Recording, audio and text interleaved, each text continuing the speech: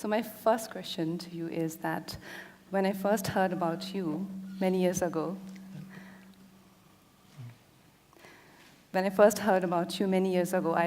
I rolled my eyes and and I muttered something about guru types. And until few months ago, when my sister gave me your book, Inner Engineering, which happens to be New York Times bestseller, it changed my perspective. And when I was working on this interaction, I came across few interviews of yours, one of them being with a senior writer from my field, and he was vehemently attacking you. Like he was trying to frame you for being fake, and he himself is accused of plagiarism. So my question is that why does a person connected to spirituality on its path is everyone feels entitled to judge them?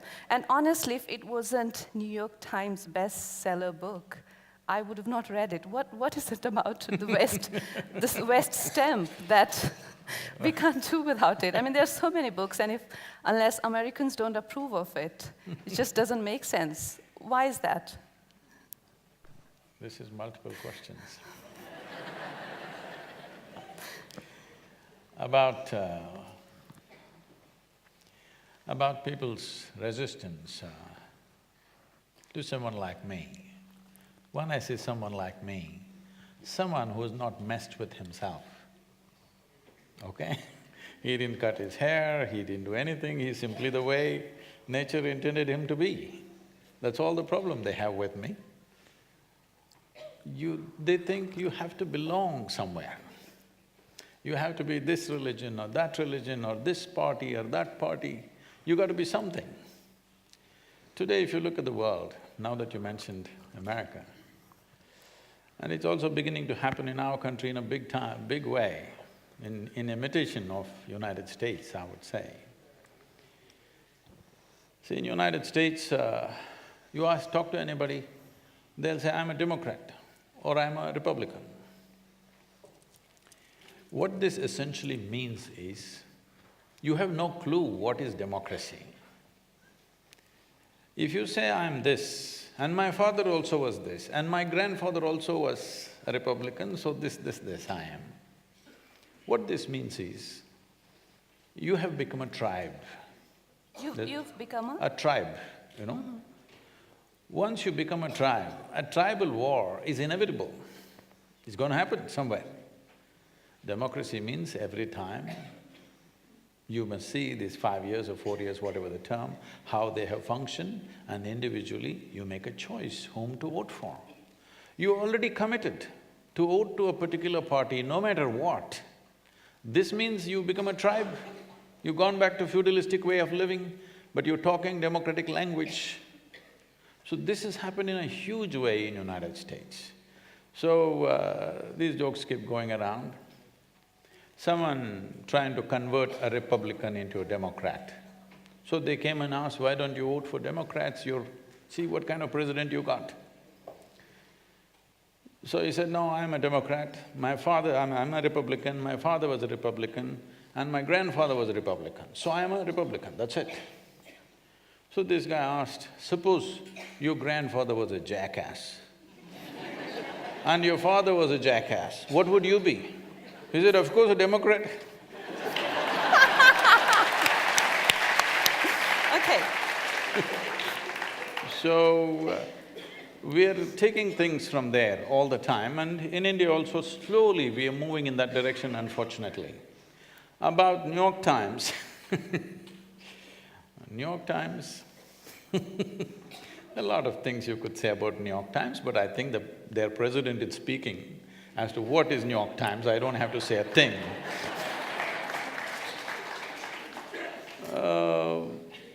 We still have not got out of the Firang syndrome. You know what's Firang? I know. Yeah. Of course. So we've still not gotten out of that Firang syndrome, it has to come from there. Today, Why do you think so many people are talking about yoga? The yoga they're talking about in India is largely a rebound from the American coast. They're not talking about the yoga that is here. This is the source of yoga. And people's understanding of yoga is… Sadhguru, that brings to me a question about our roots ingrained in yoga and spirituality. But where has it got us as a nation, as a country, as a continent? What has it given us? Like, I know what you say about karma bondage, and I will quote you. No, I'll quote you. If somebody, he says about karma, breaking karma bondage, that if somebody breaks your leg, don't go after that person's leg. Fix your leg and go your way. I understand that sounds fantastic. But if somebody breaks your leg and you go your way, somebody again comes, break your leg, what do you do? And then Why do you others think see… people are so much interested in your legs?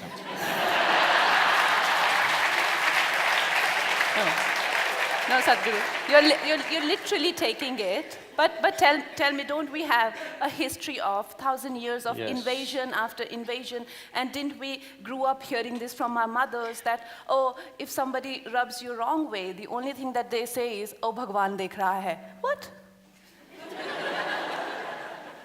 So, Say this, I mean, we as a land, I mean, I don't know much about history, but this much I know that we as a land, we have not, and thanks to our spiritual education, that we have never gone to invade a continent or gone for a conquest like that. But where has it got us? Where has it landed us? So why not imitate West? Okay.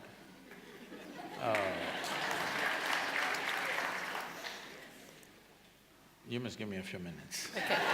Because you raised a whole lot of things about history.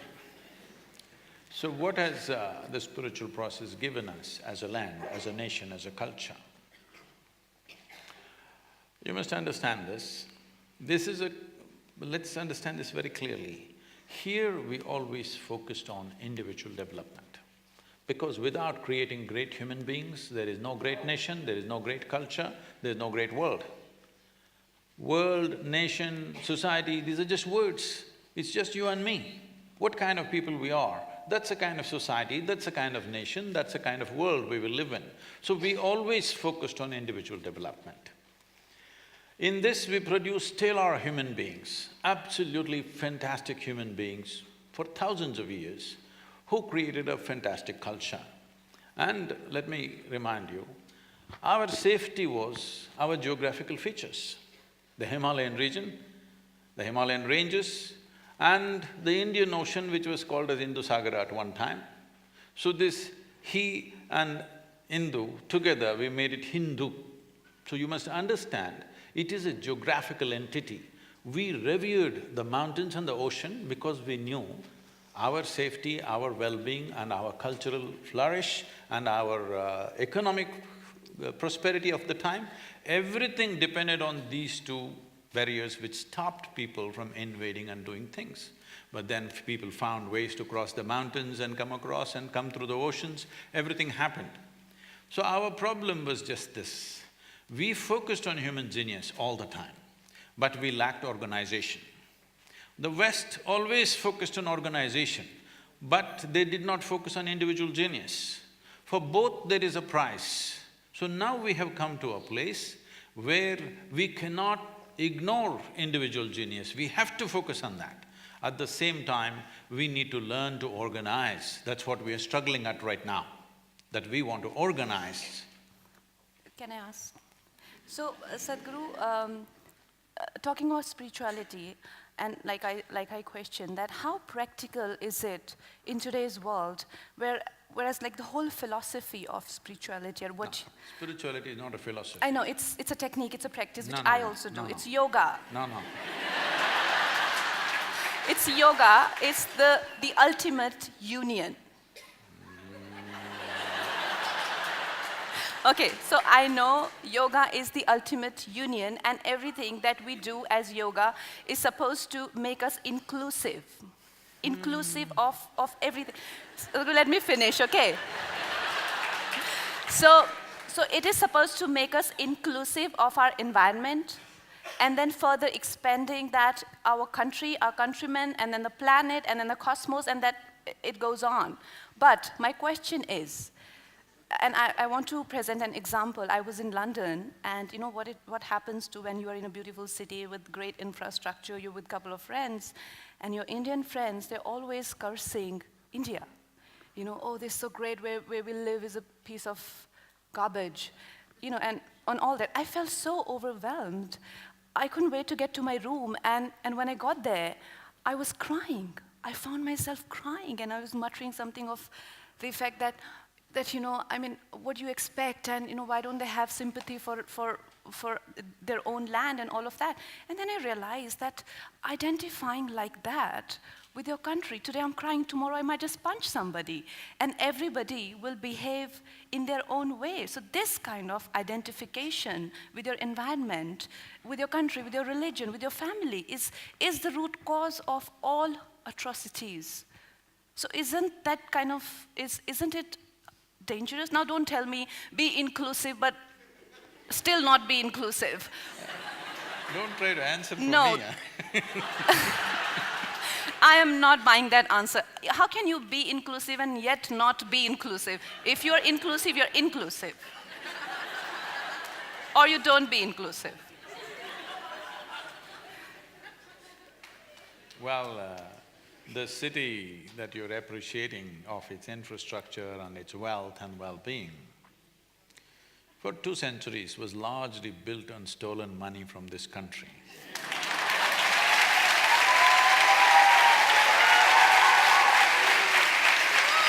Well, we should not resent our history and develop animosity towards somebody, but at the same time, it's stupid to forget everything and go on as if nothing happened. That'll be absolutely stupid. That's a problem with us. One thing is, see, in this country, what has happened in those 200 years? Don't go back 1,000 years, there have been atrocities, that's a different matter. Even if you go back this 200 years, because we're talking about London, what's happened in this country is not a small thing. 6 million Jews died. They write and write and write about it, they make movies about it. Nobody is supposed to forget about it in the world, everybody is reminded every day how this atrocity happened to them. But you know, the Bengal famine killed over 3.5 million people in a matter of 3 months because they took away all the food for the World War II effort. And this is not one. The governor in 1860 writes, "The fields of India are bleached by the bones of the hand weavers because they destroyed the handloom industry." Yesterday was handloom day or something, yes? From 1800 to 1860, in 60 years' time, an industry which has lasted for 10,000 years, they destroyed and left millions of people to die. It's recorded in British history, you know, in what they have written, not what we have written, because we write nothing. If we get our breakfast tomorrow, we're just happy. There's a big problem in India because we don't have a sense of history. History or revenge? No, revenge is not needed because revenge will again waste your energy and you know, your future is wasted if you go into revenge. Sadhguru, this is what I don't get. Now, let me finish this. About what is this spiritual process given to us, okay? The question is, why can't we be like them and be successful? See, why we are like this is because we have realized in a very profound way, most Indian people may not know this consciously, but they know this by life. They may not be articulating this in their mind. Somewhere they know that their well-being is essentially coming from within. Outside arrangements we can make as we want, but me being joyful, peaceful, loving, blissful is most important. Well, that's why I said individually we did great, organization also we had great stuff, till outside people came who had no concern about anything that you think and feel and experience, everything was brutally uprooted, all right? I'll just tell you an example. For example, you've come to the yoga center, that region, there's one police station with about 12 to 14 policemen. About 4 are on night duty, that means about 8 or 9. 2, 3 will be always on leave. I'm saying literally there's no law, it's 250,000 people. There's literally no law at all, but still there's no crime. This is spiritual process, I'm telling you. You take away police in New York City, you take away the law enforcement in New York City or London that you're talking about, just see what will happen in 3 hours' time. Okay. Okay, so Sadhguru, this… We need organization right now. To succeed as a nation, we need organization. Yeah, but the way society has also been handling things is not great. It's not really the best thing. It's not we can't rely on a system like that. You mean like we are largely being organized by society, but that's not the most appropriate way. I mean, authority isn't either, but aren't there is at least a set of rules there. With society, they're really, I mean, more money you've got, you can literally get away with anything. So that's not the best way to go forward. What do you have to say about that? Sure. You're saying in India? In India, yes. Yes. See, we need to understand this. When the British left this country, the average life expectancy in this country was 28 years, okay? The illiteracy was 93%. There was literally no industry, no infrastructure of any kind. People, some idiots talk about, oh, they built railways. They built railways because they want to move their troops and the goods out of the country. So railways were there, but what were they transporting on the railways? So there was literally no economic infrastructure. Administrative infrastructure in the form of civil services was there, that was to keep control. You just see what they were called. What were the local administrators called? They were called collectors. Even today, unfortunately, we're retaining the same appellation. Collector means what? They were just tax collectors. In many provinces, the taxes on the agricultural produce was 100%. Can you beat that? Oh. 100% tax on everything that you grow. So this was a totally, absolutely demoralizing occupation that happened for over 200 years. And we are recovering from that. It's not a small thing. I agree. We've been just beaten down, no education, no nourishment, no economic infrastructure, all industry destroyed, we were just a resource for their industry. When this was done systematically, we've been exploited. Only problem with us was we didn't have an organization to fight them. We had small kingdoms which they played very well and they managed. This is a historical blunder on our side. There's no point cursing them. They did what was best for them. We could not do what was best for us. It's time for us to do what is best for us now. But Sadhguru, tell me, like we have such a diversity in our country, you know, whether they are different languages, traditions, religions and food and all sort of diversity, Definitely food. Which is beautiful, like what you say about difference and discrimination. Differences are beautiful, you know, like how like a man is different than a woman and flowers are different and you know, so on and so forth. So there is difference which is beautiful, but don't you think there should be one spirit? There should be something that could bind us together. I don't see anything because the only common factor between us is definitely the motherland, because you're from south and I'm from north, and if we didn't have the history of slavery to connect us, we would never know what we are talking about. We are very balanced because we are from the sea level. Yeah, his nickname for me is mental. He calls me cuckoo. Yeah, so Sadhguru, don't you think we should have something that can bind us together? Don't you think it's so easy to play us as people, as a nation, and that spirit of, like, I can think of only one thing that can bind us together is probably nationalism, which is the most infamous word in today's time. So what is it? What can bind us together? See, this diversity that you're talking about, as all of us know, there is no other nation which has this complexity of diversity. We have 1,300 spoken languages in this country and 1,000 different ways to cook and 1,000 different ways to dress, and every 50 kilometers you drive, people look different, dress different, speak different, eat different, everything different. So, this is what also helped us to survive.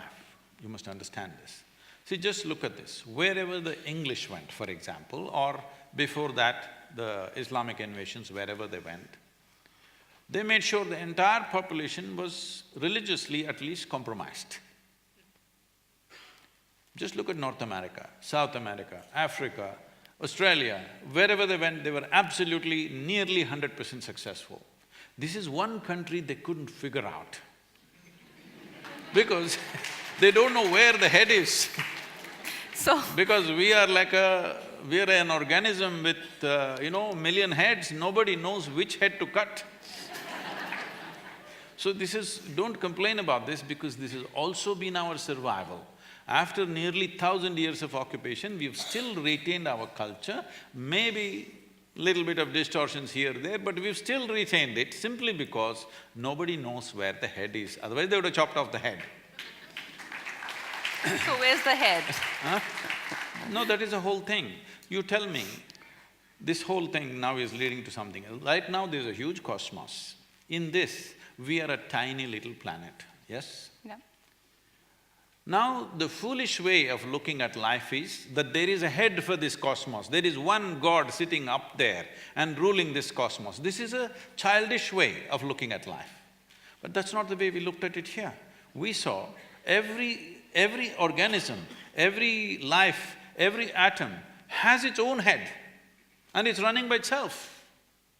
It is complete by itself, it runs by itself. This is why in this culture, self-realization became most important, because if you realize the nature of this, in a way you have realized the nature of the entire cosmos, because this idea that there is some central point in the cosmos and there is one head sitting up there is a stupid idea. Modern science is proving that to you beyond any doubt, but we have said this for thousands of years because we saw this is a headless cosmos. Headless is not a negative thing. I know the Western saying headless chicken is supposed to be bad. Yes, a chicken should have a head. It should also have two legs. It's important. But this is a headless cosmos, that is why it's so beautiful. So we are just an imitation of the cosmic nature of existence. We are also always headless.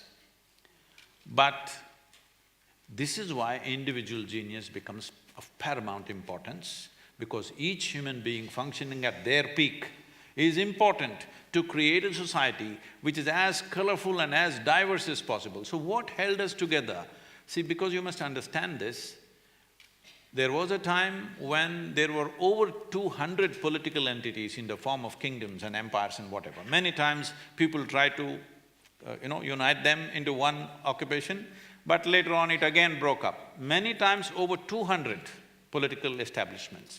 In spite of that, in this nation people felt this is one nation, we call this Bharat, and people from outside, they also thought this is one nation, though there were 200 kings ruling the place. What is it? What do you think made them think this is one nation? Even today, if you go to Syria, Lebanon, you will see thousands of women especially named as Hind. They're named as India. Their understanding is Hind means India, and they have taken the name Hind. Even today, thousands of women have this name that they are Hind. So, because forever we've been known as one nation, for more than 10,000–15,000 years. That's a good This bet. is because everywhere they went, they saw a nation was always built on the sameness of language, sameness of religion, sameness of ethnicity. But they found this land, there is no sameness anywhere.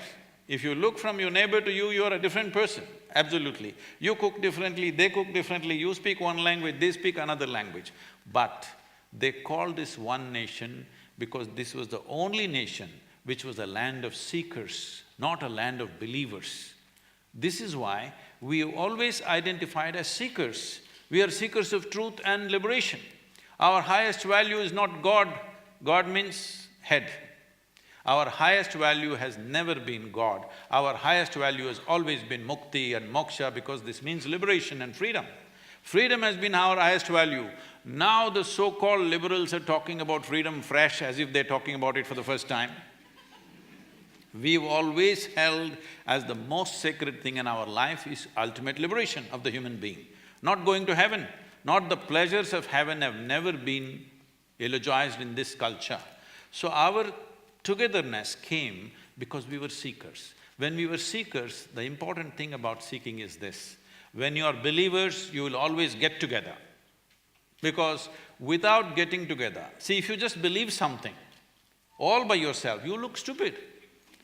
You need 1,000 people around you who believe the same thing, otherwise you'll feel foolish.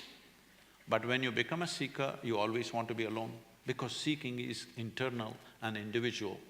So because we were always individuals, we were never an organized group, we never had a situation where somebody could give us one riprap speech and get us all moving. There's never been like that. Still we are like that, I'm glad we are like that, but we need some organization to function in the modern world for sure. No, that's a contradiction. It is not. Well, okay, Sadhguru, I personally feel that this whole dichotomy of what's happening in today's society and today's world, that we are individuals and we need to be organized as well, but what we face on on daily basis, is something completely different, which, I mean, I'll tell you where, for me, like, it's very conflicting, because, like, I'm working on a martyrs biopic where there is a scene that the protagonist, Lakshmibai, she goes and she saves a calf. So my crew had a huge discussion. We halted the shoot and we were like, she can't save a calf. It has to be a lamb, because we don't want to look like cow savers.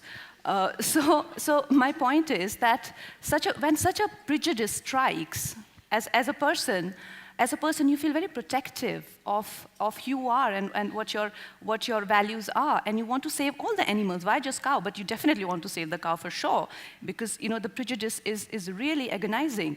But a cow lynching for cow takes place, and you look like an idiot. And then you jump to the other side, which has been always criticizing and never wanting to be protecting cows. And you're like, these people look sensible, and these are so-called liberals. And now liberals, by definition, because I've learned English now just recently, so I have to access to dictionary for everything. So by the literal meaning, dictionary meaning of liberal is people who have acceptance for people, opinions, thoughts. No, they are fanatics. No, that's what I'm saying. Now, Sadhguru, let me finish this question. So these liberals, they will not take you in their group unless you hate the same people as they do. So like, one thing, it's fine if this is for the betterment of the country. You don't mind hating on BJP. You don't mind believing that everything that is being done by, like literally Amit Shah is practically doing. That's fine. But what is? No, but what I don't get is this I get. What I don't get is what is their agenda and plan of action for bringing this country out of the pit. What is that they're doing? So when a war breaks, liberals are the first one to say, from my industry, people say, why should we be bothered with war? We are artists. To demotivating an army man who's protecting the borders for you. A rape takes place in Kashmir and they say, Hindustan raped our daughter. To be pointing fingers at each other when the country is so vulnerable and trying to break a civil war? Is that what liberals do? And you're like, wait a minute, the most sensible thing seems like to be a skeptic. But a skeptic is nothing but a space cadet. Doesn't know where he's going. So right now, we need a definite direction to go into. We cannot be stuck in the unfortunate loop of to be or not to be, to be or not to be. So what to do? Wow.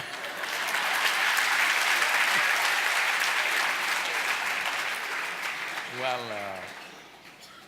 for a long time, from that city that you were talking about, they always thought asking this question, to be or not to be, is the most intelligent thing to do. There. Because they rarely came to existential questions. Existential questions is a daily affair for us in this country, but they rarely came to it. So that is how rudimentary ways they addressed it. They thought it's the most intelligent question to ask, to be or not to be. I think it's the dumbest question to ask, because you have not tasted life.